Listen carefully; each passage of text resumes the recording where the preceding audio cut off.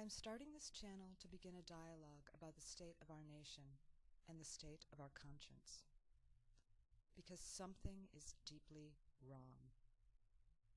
I don't know why exactly Americans stand paralyzed while the government institutes policy that do not represent our beliefs as a people or our vision of the world we want to live in. But perhaps it is because we have lost our vision and our unity as a people.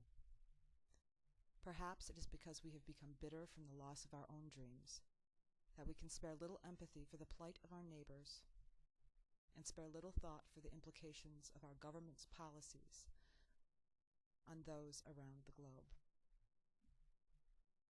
What has become of us? What has become of us when, as a people, we can allow a president to justify the slaying of hundreds of thousands of innocent people in Iraq, to cloak our country's actions under the false notion of fighting them over there instead of over here?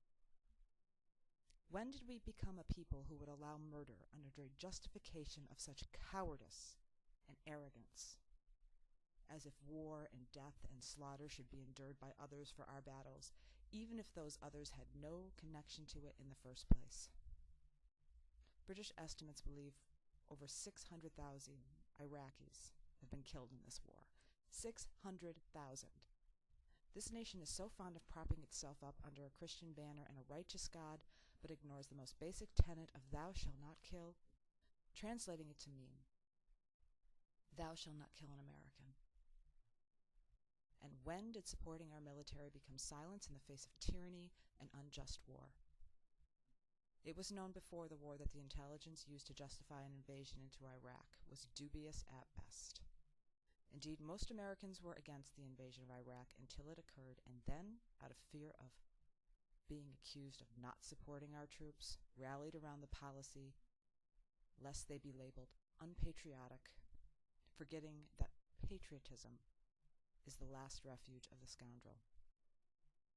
Truly supporting our military would have been fighting tooth and nail to prevent them from ever having been unnecessarily placed in harm's way, and ever placed in the position of carrying out unjust orders from a president who does not operate in the realm of reality or truth. I say this now, for it is long past time that we demand an end to this lunacy.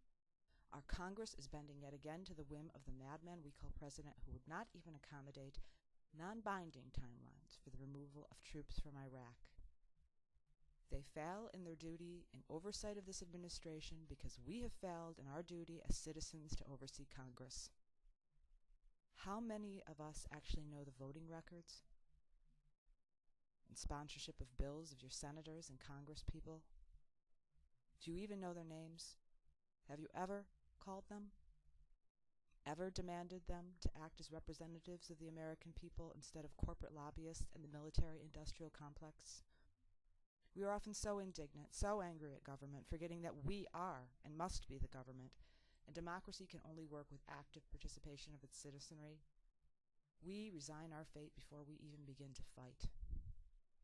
Believing we are powerless, we become powerless, and be it our apathy or our righteous indignation against government, it has become one and the same.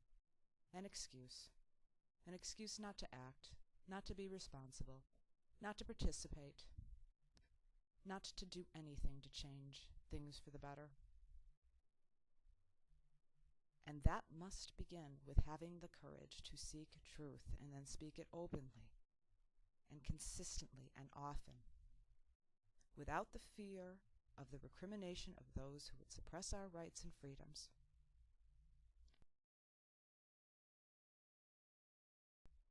Killing is not just because we perpetrate it.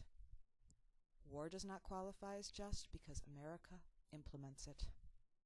Right now, an atrocity is occurring in our names, and we all have blood on our hands. We are financing the killing, and our silence is complicity and accomplice to murder. Why do we allow this to continue? What has become of